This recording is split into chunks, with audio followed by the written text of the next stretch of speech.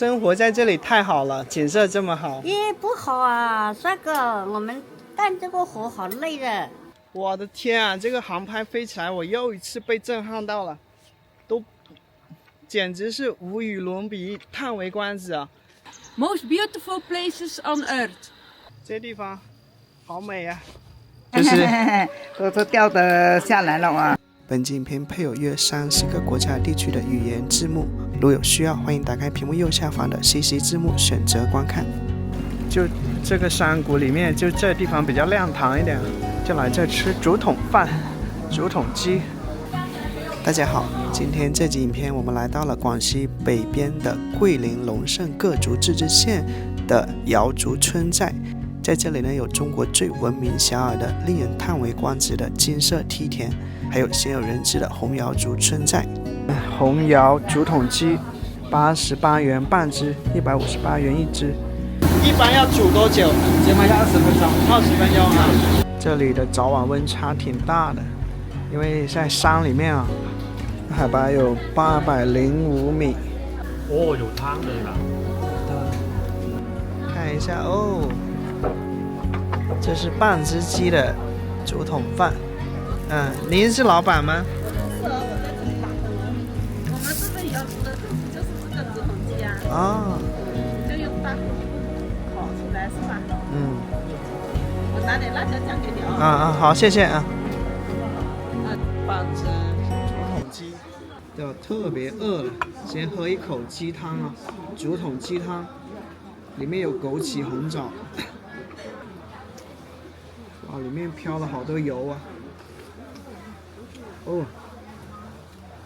这个挺浓郁的鸡味儿，还挺鲜的感觉，不错。这个汤不错啊，而且这里挺冷的，我感觉有10度左右啊。喝一口这个热乎的汤，特别舒服。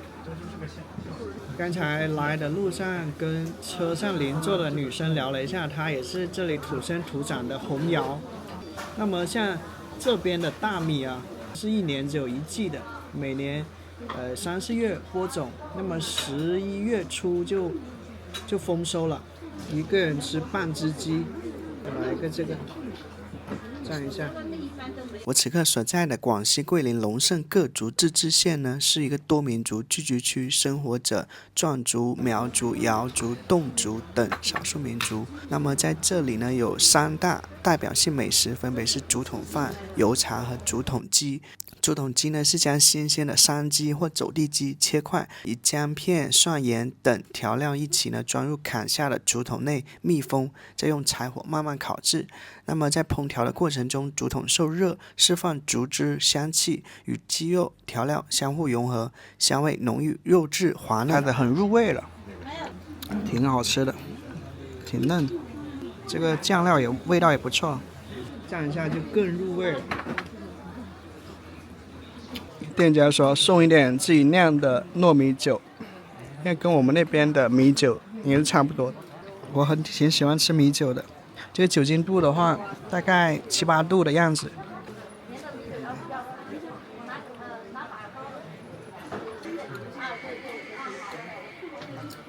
特别像喝饮料，那个酒的味道不太明显，更多是那种像果汁的味道。这个比米酒的酒精度要低得多，我感觉应该也就2、3度的吧，太甜了。怎么喝米酒还这么甜？我是第一次喝到。最终住在这一家民宿，这是2楼，你看小朋友好多的奖状，一个客厅啊，哇，全是奖状。这是一个木头房子啊，这还有这些。你看，这个是灶台啊，炉子啊，让我想到我在云南哈尼梯田那边也是这种老房子，它的木头被烟熏的这个黑褐色的，很有年代感。哎，你好。你好。你好。在这里烧火煮饭吃啊。取暖。煮饭吃啊，上面的红腊肉啊。哦，上面是红腊肉的。好了，我住在3楼。哇，你住3楼？好嘞。这个房子有多少年了这个房子40多年了。 ？40多年了。哦，哦，还挺牢靠的。全部是木头的。啊。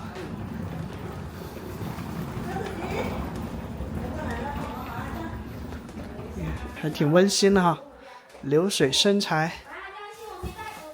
带大家看一下我的房间。无线网络24小时热水，看，是一个标间，一个还有空调哈，一个小阳台，你看下面流水长长啊。因为现在是晚上，如果白天的话，一眼望去，抬头眺望，远处是连绵的梯田啊，待会儿明天早上我们就能看到了。你看下面都是稻谷稻田啊，过几天呢，这个村民就忙活着收稻谷了。哇，这个地方白色的，你看，难道这里冬天会下雪了呀？啊，你看，虽然桂林不算北，但是桂林是整个广西最冷的地方。把那个冲锋衣都给穿上了，已经穿了3件衣服，2件外套，1件 T 恤。还挺冷的，7、8度，10月底的时间。我曾经冬天来过桂林，哇，虽然说才6、7度，但是我觉得比这个东北零下6、7度还要冷，因为东北有暖气嘛，又是干冷。但是桂林的话，感觉真的要命啊，这湿冷的。南方是没有地热暖气这些的，所以特别冷，就是躲无可躲，躲在被窝里面都冷得难受。牙刷、牙膏、牙杯、毛巾，看这马桶。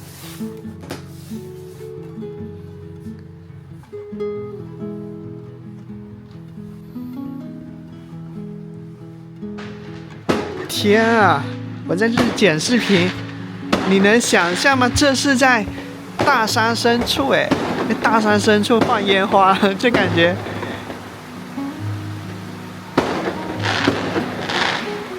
现在黑夜看不出来，它四面是四面环山的一个山谷里面哦。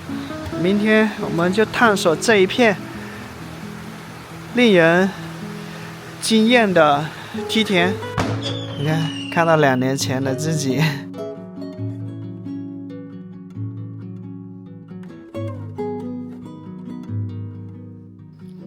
早上6点26，看一下图，哎呦。这窗户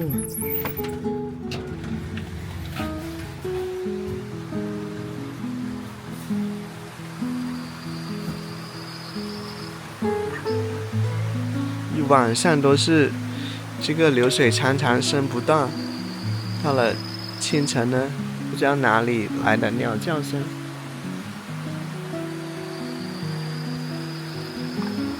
一条小河。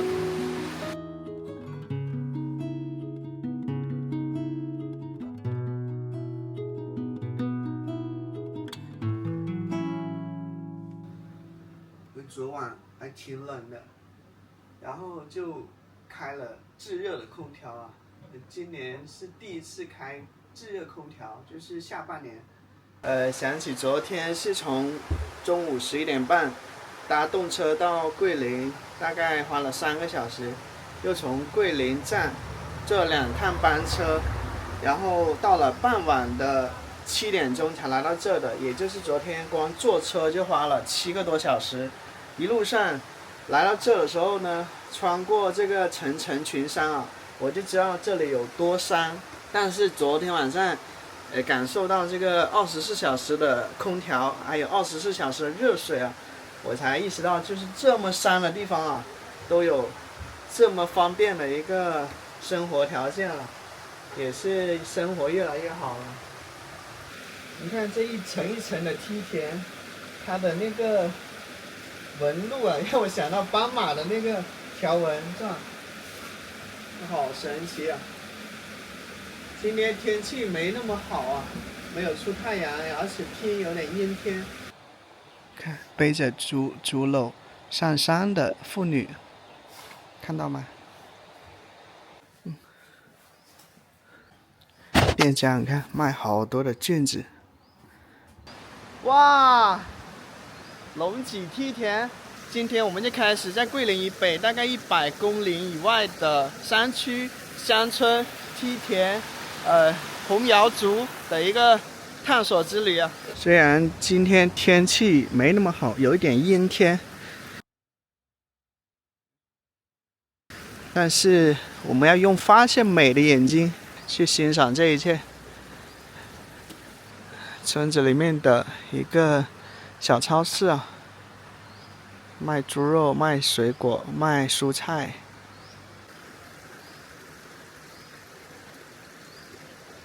这里呢，大概有3个观景台，步行上去的话，大概花40分钟到1个小时。这边有一个，那边有一个，也可以包车上去，但是要花几十上百块钱。走路上去的话，刚好一边拍摄一边看看风景。你看山间蜿蜒的小路，已经是从山上下来的人了啊，可能昨晚在住在山上的民宿的。就是一颗一颗行动的小点，穿行在这种金黄色组成的梯田里面，这些全木的楼房。走在它的走廊的话，就是咿呀作响的微微的颤动。这老房子，除了全木的木头房子呢，也有一些这个砖土结构的房屋了哈。卖啤酒鱼、竹筒鸡是这边的一个。想找个吃早餐的地方，发现好多店家都还没开始营业，早上的7点半。这个叫私人收费停车场啊。就是一些店家在自己家院前啊，就列为一个停车场，过夜37.5元。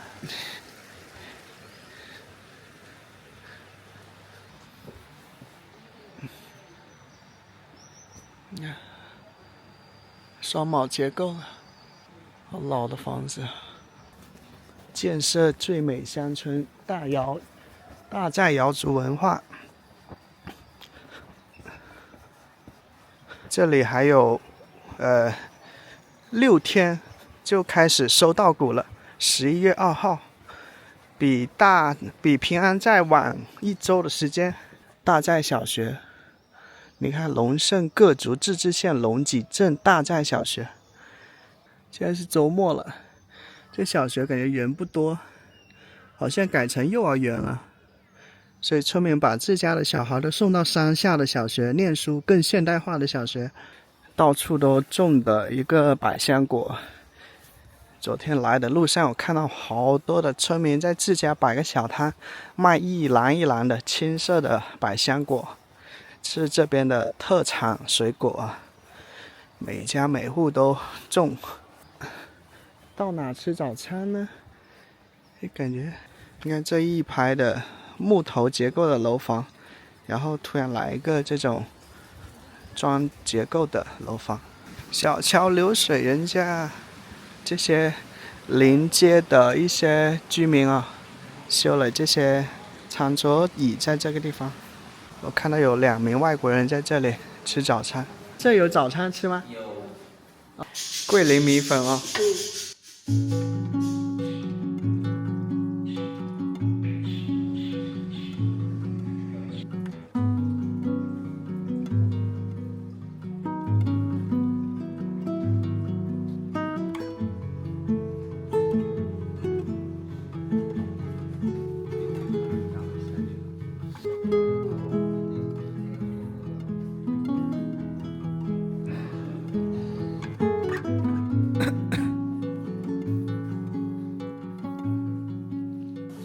这里的店家这个招呼外国人还不会用英语，还是用的中文。你加这个菜，加这个菜，应该这些做生意的人时间还不久。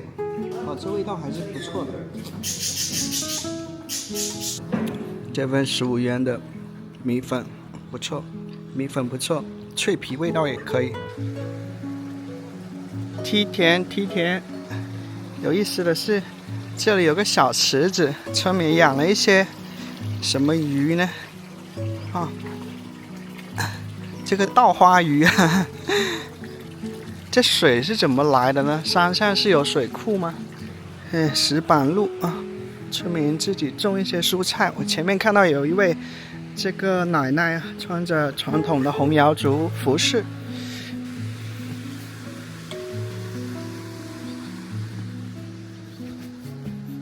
挺有乐趣的，走在这些金黄的梯田里面。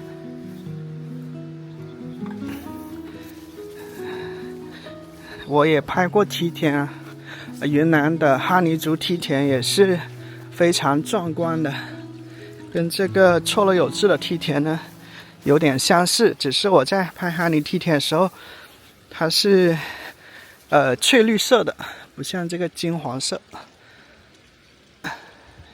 我看每个大姐都是戴这样一副耳环的哈。我们从18岁就戴了，18岁，现在都70岁了。哦，戴这个有什么寓意吗？就是戴了身体好啊。啊。就是有些有那个杀气啊，像小朋友有那个沙的拿蛋来煮来刮。啊，拿这个盐来刮，用这个盐啊，哦，带这个盐的话可以驱除杀气。出那个杀气，所以小朋友有杀气的拿那个盐来刮。在桂林以北约100公里处的龙胜各族自治县的金坑大寨内，这里生活着红瑶族。红瑶族呢是中国56个民族之一瑶族的一个支系。这里的女性多喜欢穿红色或以红为主调的传统服饰，因此呢，这被外界称为红瑶。在国内呢，主要居住在广西的桂林龙胜各族自治县临桂区等地。红瑶女子亦有佩戴耳环的习俗，传统上红瑶女子自7、8岁就开始佩戴银质耳环。刚才那位奶奶说了，红瑶族相信用盐刮身体呢，可以去除杀气。就这么拾级而上，大概要走40、50分钟，快的话呢也要30多分钟。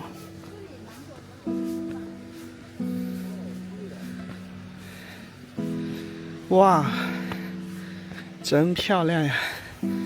航拍我们就看得到了，这些村民的房子就合拢在群山围成的一个小低谷里面。芭蕉树，这才开始走就开始有点喘了，要走慢一点，走一走歇一歇。但是我还是喜欢走路上去，看看不同视野的梯田，不同角度都有不一样的景色。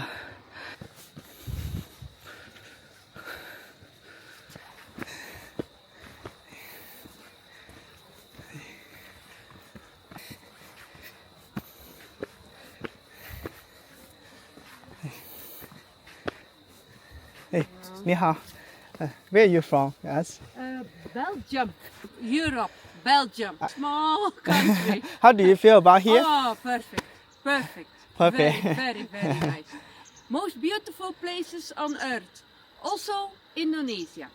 Rice. Indonesia? I know. You know, there also the rice fields. Very. Oh. Yeah. We are very happy. Yeah. Have a good trip. Bye. 说到桂林，大家可能只听说桂林山水甲天下，想到的都是漓江、阳朔。其实桂林的另一张旅游名片就是眼前的龙脊梯田，又称龙胜梯田，据说具有650多年的历史。梯田的海拔达到1100米，最高坡度达到50度。因为山坡像龙的背脊一样，故名龙脊。当地有句俗话，山是龙的脊，田是云中梯。龙脊梯田分为瑶族的大瑶寨，又称金坑大寨。这一集影片我们游览的就是金坑大寨的梯田景观。那么在下集跟下集呢，我们将游览龙脊梯田的另外2个村寨，分别是平安壮寨和古壮寨。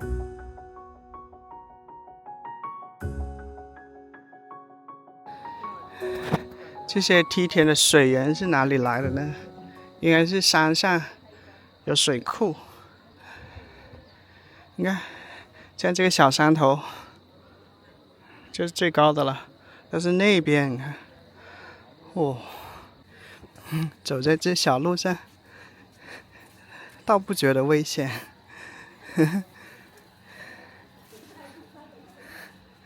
喂，感觉这个坡度还挺陡的呢，你看。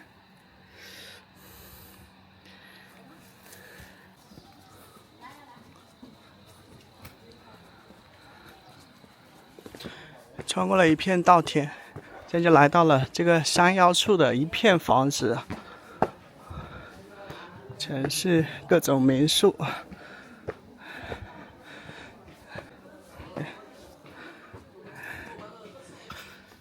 路边有指示牌，上面有1号、2号观景台，还有一些寨子。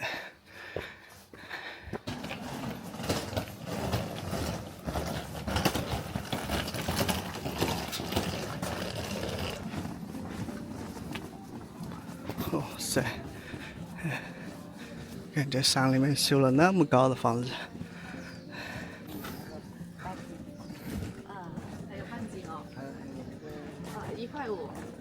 石头垒成了，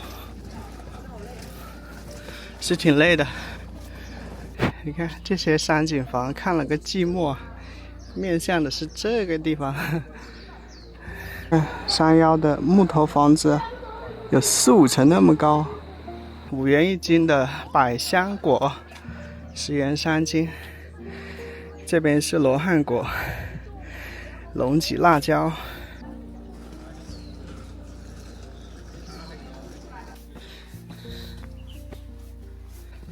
我想到我有一次在景迈山旅行，住了好多天，那个回忆特别难忘，因为我觉得一个人就是像隐居在山里的感觉。我租了一辆摩托车，然后游客也不多，我每天就骑着摩托车穿行在这个盘山小路上，然后去不同的茶园看不同的奇珍异木，哇！而且各种非常原生态的乡村，我那视频我没剪出来，我想着以后再慢慢剪。你看很多层次哈，哦，这个是一个水管，是有点煞风景的，应该是灌溉这些梯田用的。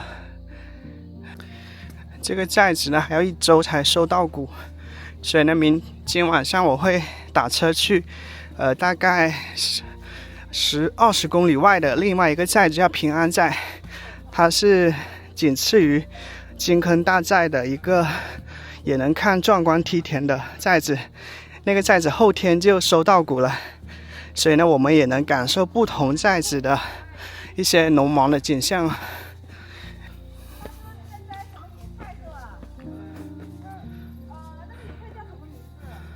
只有这个季节才有的是吧？对。哦，那个刚才悬空的那个车子啊，它是运送这些住客的行李的，这样子就省下拖着行李走这些阶梯了。哦，这地方好多这个广东的或者说香港的游客啊，哇，好山好水好无聊，住在这个地方应该是能延年益寿的，空气好，景色好。石板路，木头房子。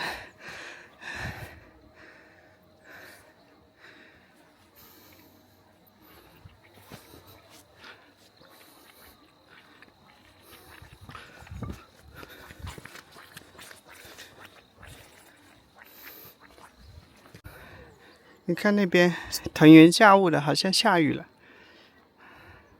好，在这个开阔的地方飞个航拍，离观景台应该还要走20-30分钟吧。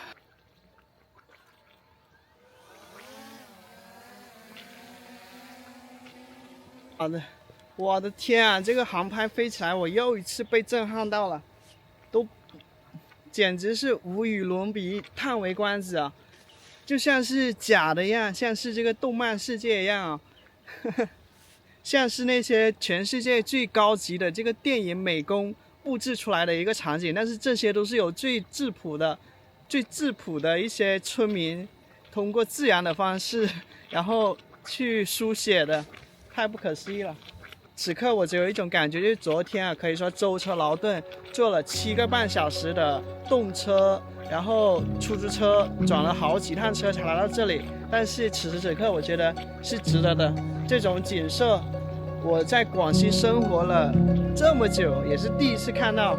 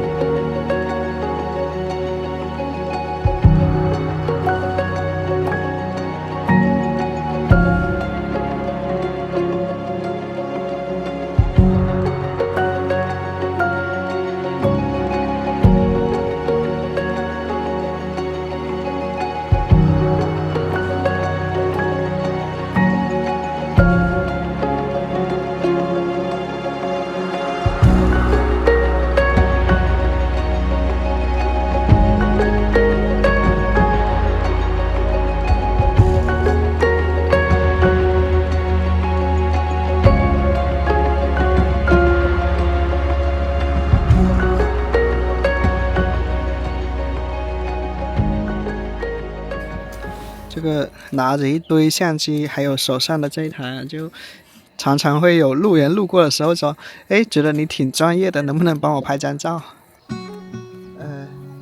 ？”3、2、1，3、2、1。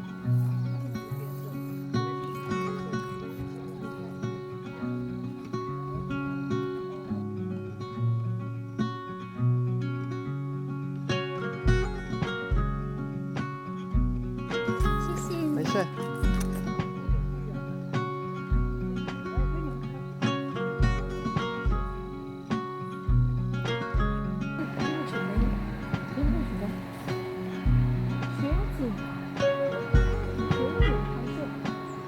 上面有條雲帶啊，見啊，山嘅中間有條雲帶，係啊，山嘅中間，中間一層白色嘅。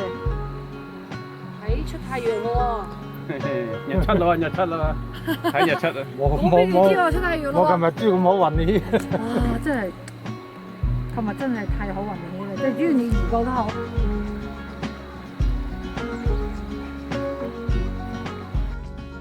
来，3、2、1，谢谢，不客气。继续爬山，这边的特色美食竹筒鸡啊，可以说因地取材，到处是竹子。谢谢你欢迎我呀！我一来你就呱呱呱叫了。看这房子啊，是建在这个陡坡上的。又来到餐厅，这是一个居民家里面的。你看，如果你住在他们家的民宿，你有行李箱，你就可以通过这一个绳索直接吊到停车场，就感觉还挺。来到一个凉亭，奶奶你好。你好。哎，卖百香果哈。啊，帮阿婆买一点嘛。1块钱一个。哦，1块钱一个，我这个是好甜的，也是自己种不打药的。瑶族人种百香果。哦，对，是昨天买了。我买一个可以吗？一个，买2个嘛。我帮你打开玩，是不是？好的，谢谢。帮你打开出来，您这个是红瑶族对的，传统的帽子是吧？哦，对的，那头发真的。真的头发？哦，真的头发。哇，那您的发量好多。我们淘米水洗的，淘米水洗。后来呢，我查资料了解到，红瑶呢素有蓄发的传统，并以长发为美。在红瑶的传说中，头发是血气所化，不能随意剪去，因而传统上红瑶女子只有3岁跟18岁剪发，且剪下的头发呢也要保存下来。成年以后，红瑶女子的长发能平均达到1.7米，其中龙胜县龙脊地带的红瑶村落黄洛村呢，在2002年被上海吉尼斯世界纪录总部认证为群体长发之最。长发呢也是龙胜红瑶的重要旅游宣传品牌。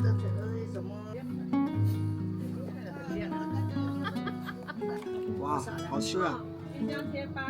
它不酸，而且它的百香果风味特别浓郁，还挺甜。好看的呀，不好看的，笑起来特别好看。您这个是17岁就开始戴了？哦，对的，现在戴到72岁了，就戴了50多年了。哦，对的。戴这个会觉得重吗？我感觉。那也没重，那你习惯都好了吧？就说开始戴上去那时候的都是有点沉的。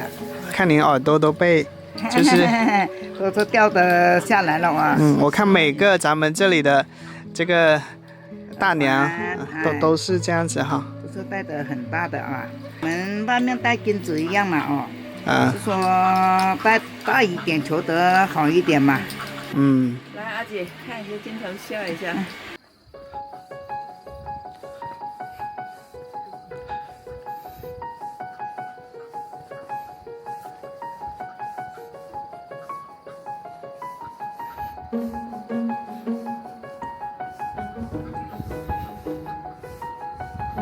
你看鸭叫声。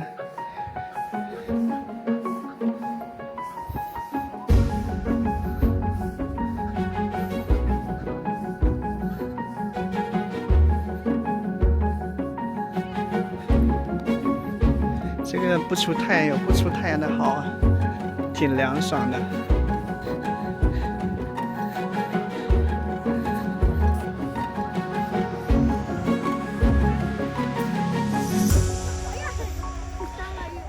刚才从航拍看啊，那个梯田的曲线像是，这个画家画出来的一样，就是又自然，但是呢又富有审美的一个意识在里面。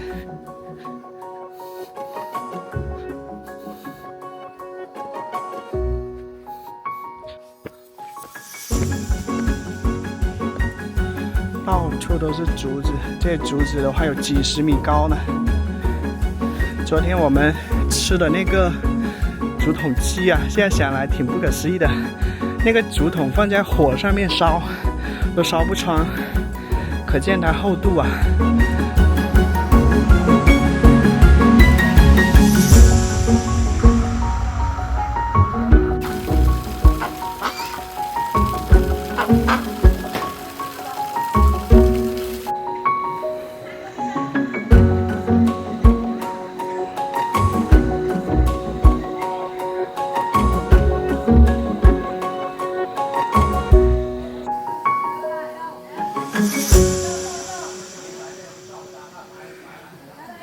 哦，到这有一些旅拍店，千层天梯，2号观景台，这就属于是游客能来到的最高的地方了。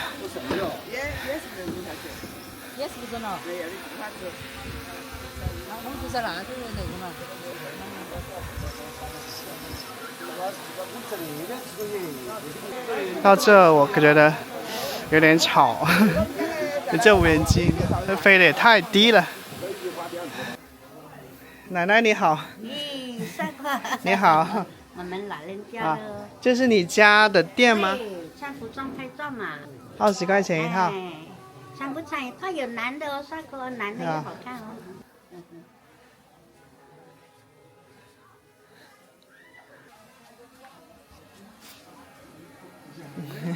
你皮肤，我这个耳环哦。几岁开始戴的呢？18岁，18岁，对呀。现在年轻人都不戴哦，他都不想戴哦，年轻人呢。年轻人不想戴。他麻烦，他不要穿这种衣服啦。哦，是我们老那一代才是穿这种，才是戴这种啊。啊，你18岁的时候就戴那么粗、那么大的耳环了？我们小那时候是拿针来打过去。它一松一点，要放一根大一点，松一点放一根大一点，过得了这个啊，都可以戴这个打这个来戴啊。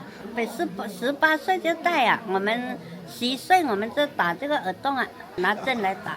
耳洞大一点就放大一点的耳环。18岁这个耳孔就有那么大了啊。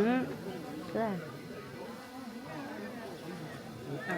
耳环穿服装啊，美女啊，穿不穿套服装？20块钱一套啊，可以穿啊。生活在这里太好了，景色这么好。也不好啊，帅哥，我们干这个活好累的，是拿人工。人工收稻子。对，人工挖，拿锄头挖，锄头挖来的，都放水的人工都是插秧，都是人工，一起都是人工。没有办法用机器啊。哦，没有啊，窄的啊，窄的，69了，70了呀，差不多。看着还年轻。不年轻喽，我们老喽。那您这个年纪还会下田收稻子吗？我们还要去收稻谷，还要收，没有办法，我们要收啊，没有办法，没有人收，我要收，要帮一点啊。这里每家每户差不多有多少田呢？有人多的多一点，人少的少一点。有没有个就是几亩啊？有些人多啊，3亩啊。人多的也才3亩。3亩多啊。那就人均下来都不多。哦。人均下来就几分。也是人少的1亩啊，这几哦2亩啊。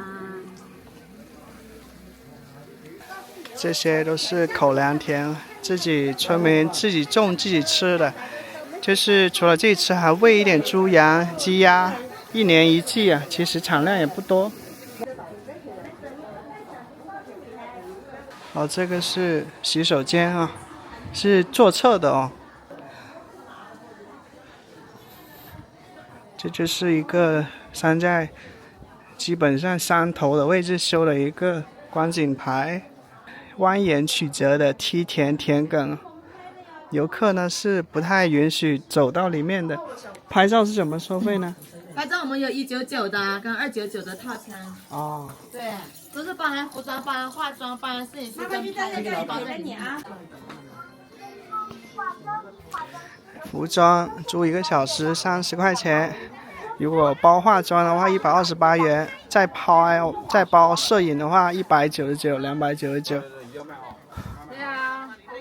这边自家农田哦，帅哥。啊，就不能过去了是吧？要进去的话，要帮忙照顾一下生意哦，任意消费都可以。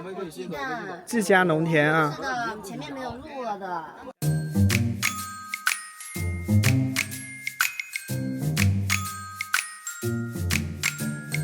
到处看到这些旅拍的宣传广告。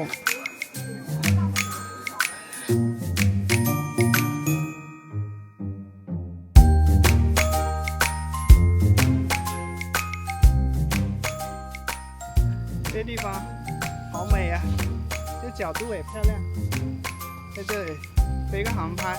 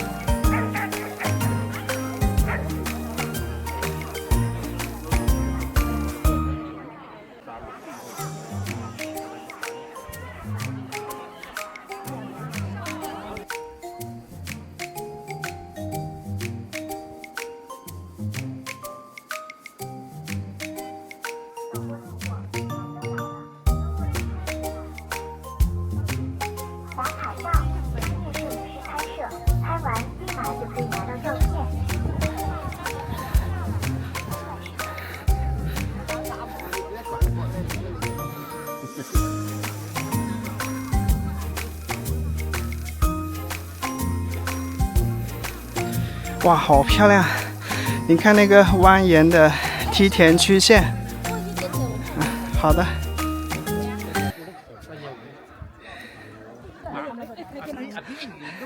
烤红薯、烤鸡蛋。啊，烤红薯几块钱一个？红薯大一个的5块钱2个。还是要多穿衣服来的，朋友们，还挺冷的。你看我穿2件外套，都觉得刚刚合适。咱们看啊，那么对面看到一排一排的缆车没有？从山脚下不断的上升的缆车，它就是通往千佛顶，那是3号观景台。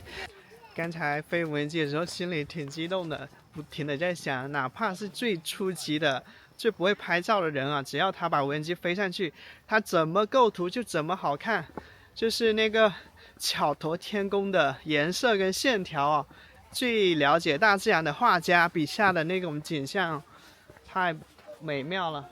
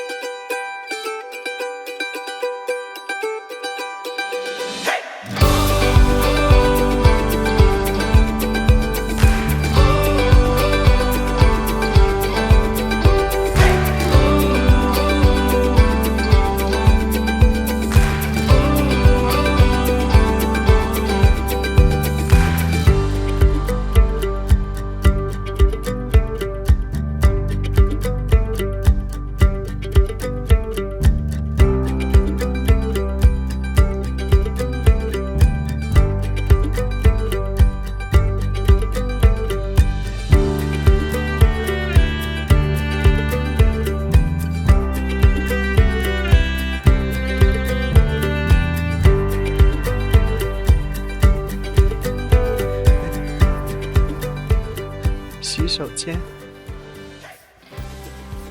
这个太惬意了。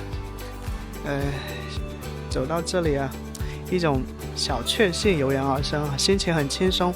不由得想到世界上很多地方的人被一份工作固定在一个地方，而我们整天游山玩水的，所以呢，我也要把更多的风景分享给没有办法出门看风景的人们啊，能够分享这世间最美好的一面。这一段怎么感觉好正能量，好官方，但是有感而发了。因为我知道屏幕前很多观众朋友他是要么年纪比较大了，或者说种种原因没有办法出门欣赏这个祖国山河世界美景。其实分享给大家呢，我也得到很大的满足，也有很大的成就感，叫锦上添花，快乐 double。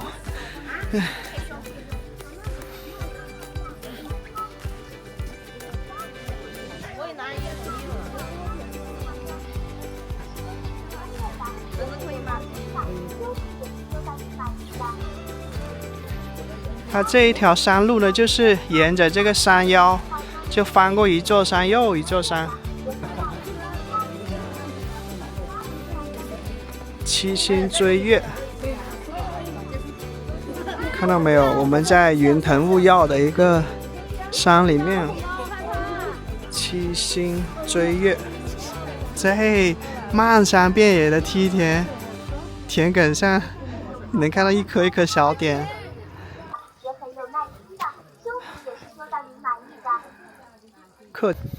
这些观景台修在不同的寨子的高处啊，看到的景色也不一样。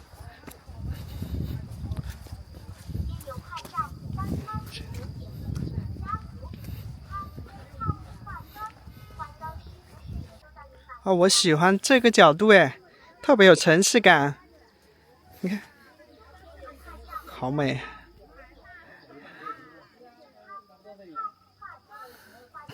你可以走啊。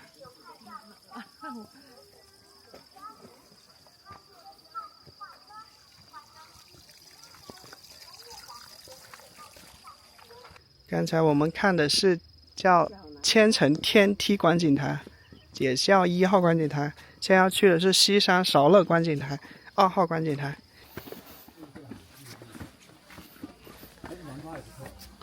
这是卖的还是吃的？拿来给鸡吃。自己吃的啊？给鸡吃。给鸡吃的。给鸡吃。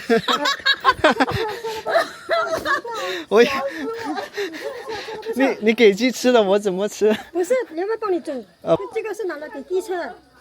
我说你吃，连饭帮你煮一个。我没有，我就看。这可能吃拿吃剩的拿来给鸡吃。米线米粉哈，卖的罗汉果哈。对呀。这个是土鸡。这土鸡，这鸡都不用围起来的啊，不怕它丢了吗？说它出去吃谷子要围起。这山上都流好多水下来。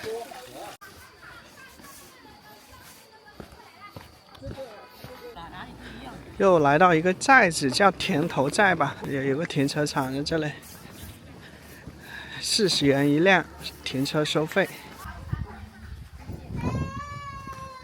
你看这房子地基啊，每家都把这家楼房建成了这个民宿，卖菌子，卖红辣椒，济山龙脊辣椒。这个是什么呢？这是菌子的一种吧？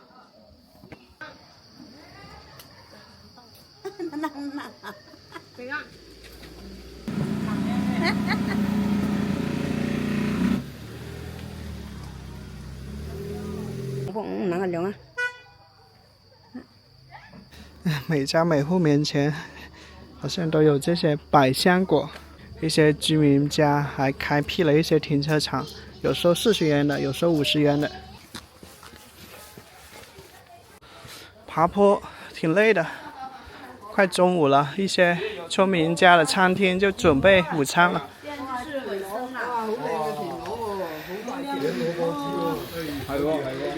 哎，老板，这田螺哪里抓的？田里抓的。你看土特产啊，菌子、百香果、腊肉。哦，这个就是老房子了。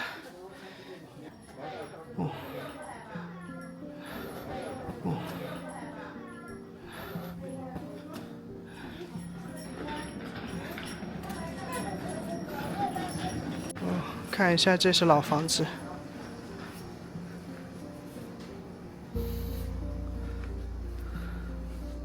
都已经搬走了哈，作为这个库房使用。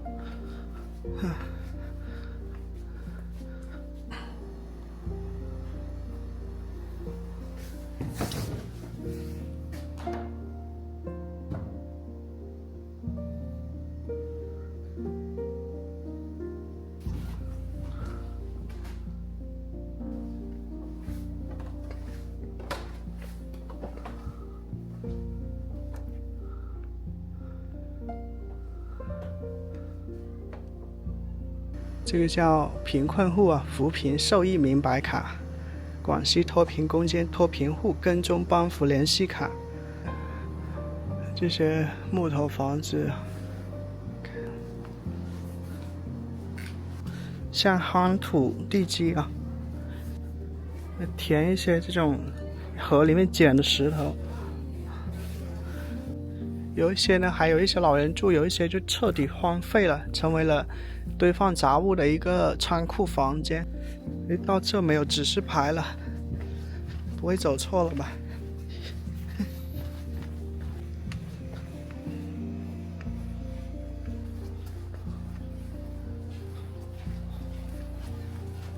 也有一些这个木头的房子，应该是有几十年历史，它安装了一个卷夹门哦。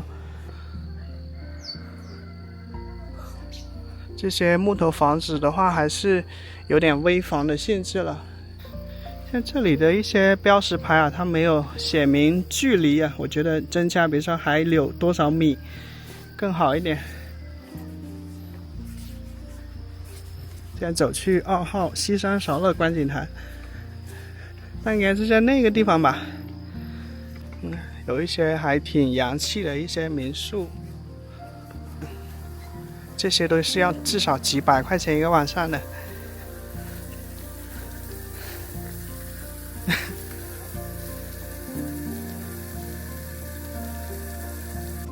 哎，刚了解了一下，待会儿从这个西山韶乐观景台是没办法没有路走到这个金佛点，也就是3号观景台的，所以只能原路返回。一些民宿还修了一个这个铁的阶梯啊。这山里面还有不少的充电桩，所以电车自驾来也是没问题的。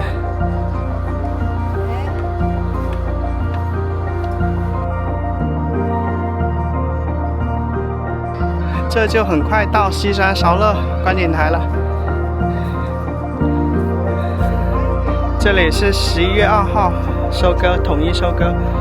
这个是村委会决定的，不然你家收了，那么他家没收，就显得杂乱无章的，景色也不好看。这养了一些鱼啊。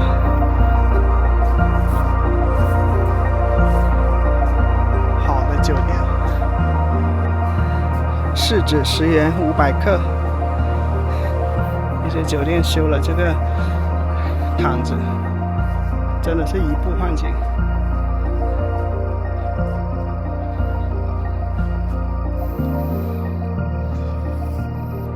哎，这名奶奶烤鸡蛋、烤红薯的方法不太一样。那个炉子烧来不好吃。哦。嫩嫩的。要用炭火才好吃。啊，这样子烧还好吃。啊。好甜的，这样子烧。这个的10块，这个的6块。我要2个哈。啊，5块钱。对啊，我是红窑啊。啊。红窑族有什么民族文化可以介绍一下吗？那有什么我不知道，我老人家。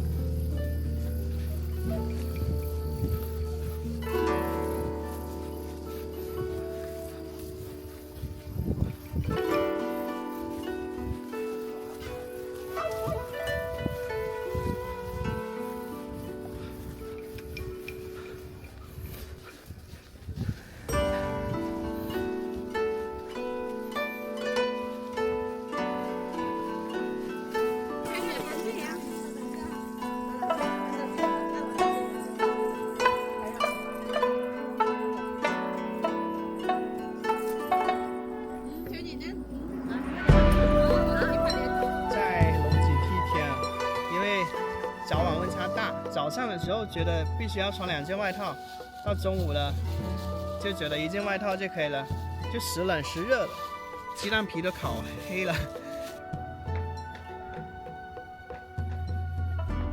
这鸡蛋好嫩的，这是我第一次来龙脊梯田，我终于知道它为什么这么出名了。就我很小的时候就听说过，它可以说是这桂林啊，除了漓江、阳朔之外，这个最有名的地方了。置身如此令人心旷神怡的这个山谷之中啊，哪怕吃着矿泉水、鸡蛋、粗茶淡饭，也是心里也是觉得轻松满足的。就是说山水养人，大概就这个意思。我现在每天包里都会背一些这些坚果，因为我们在吃这些碳水化合物的时候，最好先吃一点膳食纤维跟优质的脂肪啊、蛋白质啊，这样子它就饱腹感会更好，就不容易饿。而且先吃膳食纤维、脂肪跟蛋白质，再吃碳水化合物呢，也可以让我们的血糖指数不容易这个急升急落的。这样子你个人的精力啊、专注力啊都会比较好。这里面有开心果、夏威夷果、核桃，然后呢那个杏仁哦，一包4块钱。这地方不是因为成了一个景点，那么才呈现出这种非常壮丽的梯田景象啊，就是这些村民世代跟梯田为生啊，然后真的觉得好奇妙啊，了不起，真的。就靠着这些比较质朴的，可能都不会识字的这些村民啊，他们就书写出了一幅这种又自然的又壮美的一个梯田景象啊。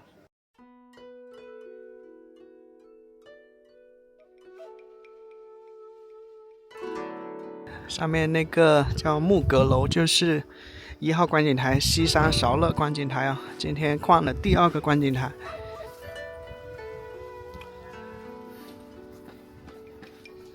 其他的稻田都已经没有水了，干涸了，但是这个稻田它是有水的，里面应该是养一些鱼呀。